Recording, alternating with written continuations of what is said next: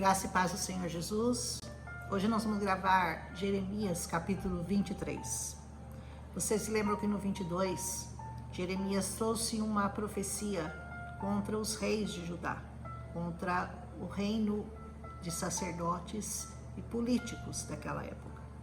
Mas agora, nesse capítulo, a coisa é bem mais séria. A coisa aqui é contra os pastores.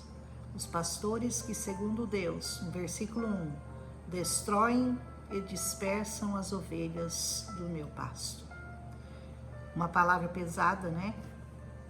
Contra aqueles que usam da palavra de Deus indignamente, indevidamente, os maus pastores.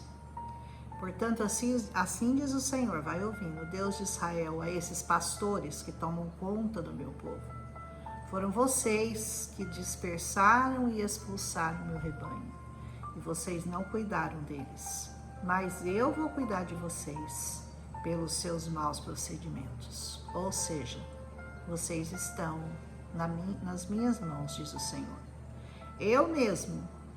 Ele diz, eu mesmo vou reunir o remanescente do meu rebanho de todas as terras para onde eu os expulsei, e eu os trarei de volta à sua pastagem, a fim de que cresçam e se multipliquem.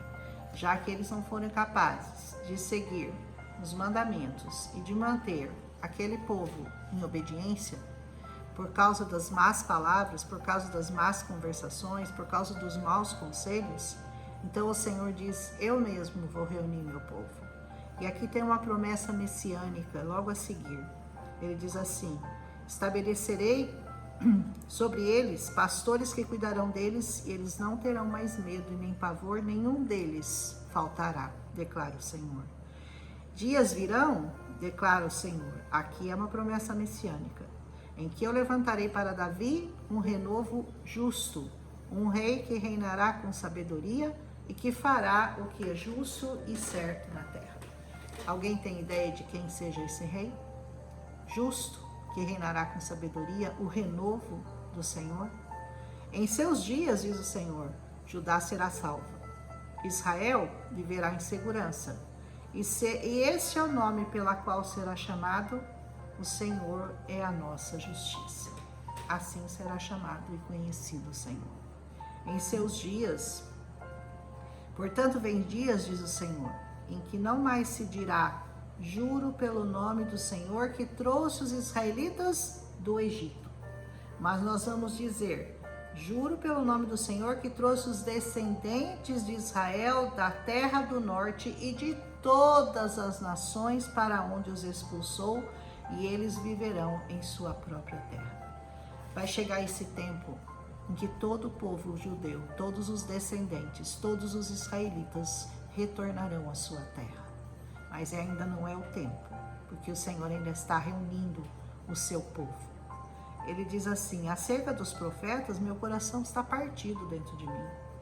Todos os meus ossos tremem, Jeremias dizia. Eu sou como um bêbado, como um homem dominado pelo vinho, por causa do Senhor e das suas palavras. Jeremias estava apavorado com a sentença que o Senhor havia dado àqueles pastores que estavam pregando o que eles queriam ouvir e não o que eles precisavam ouvir.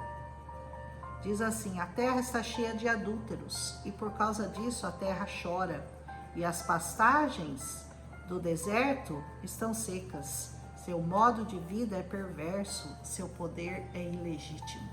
Sabe por que a terra chora? Por que a terra geme? Por que a terra grita? Por que a natureza manda mensagens tão pesadas contra os homens? Aqui está uma resposta por causa disso. E ele diz, tanto o profeta como o sacerdote são profanos.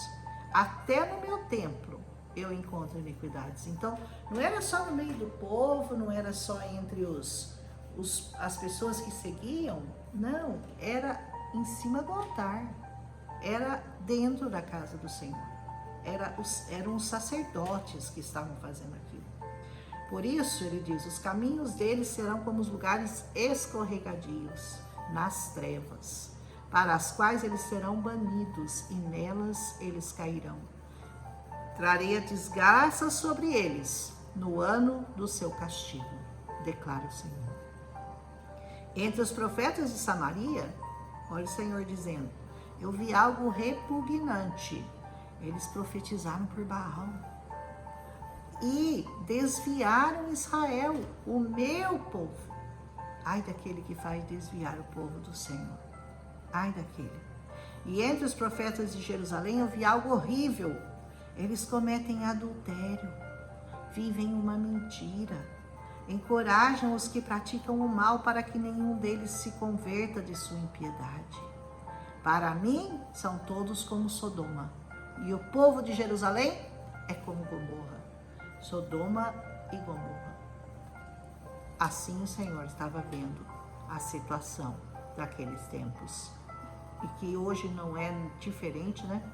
A gente pode ver, por isso eu penso que a gente tem que ter muito critério, ser muito criterioso em escolher os nossos pastores. Vida íntegra, vida reta, vida de altar, vida de santidade, tomando todo cuidado, para que nós não sejamos banidos junto com eles, não é verdade? Assim diz o Senhor dos Exércitos acerca dos profetas, agora são os profetas. Eu os farei comer comida amarga, beber água envenenada, porque dos profetas de Jerusalém a impiedade se espalhou por toda esta terra. Assim diz o Senhor, não ouçam o que os profetas estão profetizando, sabe as profetadas da vida? Não ouçam, porque eles os enchem de falsas esperanças, falam de visões inventadas por eles mesmos, que não vêm da boca do Senhor. Jeremias pagou um alto preço por falar exatamente a vontade do Senhor, mas ele não se curvava, mas ele não deixava de dizer a verdade. Por quê? Porque ele não queria cair nesse castigo aqui que o Senhor estava mandando ele dizer para aqueles que falavam, não, tá tudo bem, vai dar tudo certo, pode continuar aí no seu caminho, no seu pecado, que vai dar tudo certo, né? Vivem dizendo aqueles que desprezam a palavra do Senhor, os que desprezam a palavra do Senhor, vocês ficarão em paz, fica tranquilo. E a todos que seguem a obstinação dos seus corações, eles dizem, vocês não sofrerão desgraça alguma. Sabe o que é a obstinação do seu coração? É aquele pecado que você não quer deixar. E que não adianta você ler na Bíblia que é pecado, porque você não quer deixar. E aí você prefere procurar alguém que diga para você que vai ficar tudo bem. Pode continuar com seu pecado aí, que tá tudo em paz. Deus vai liberar você de boa.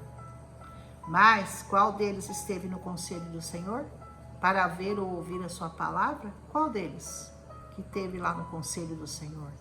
Quem que deu atenção e obedeceu a minha palavra? Porque a palavra já tinha sido dada, mas quem ouviu? Quem reproduziu a verdade? Quem falou realmente o que poderia acontecer caso eles insistissem em adorar deuses estranhos e permanecessem na prostituição, na bebedice, na inveja, na soberba, na mentira, na falta de caráter? Vejam a tempestade do Senhor, a sua fúria está à solta, um vendaval vem sobre a cabeça dos ímpios.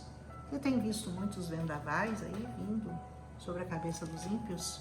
Isso aqui tem um sentido geral, tem um sentido particular.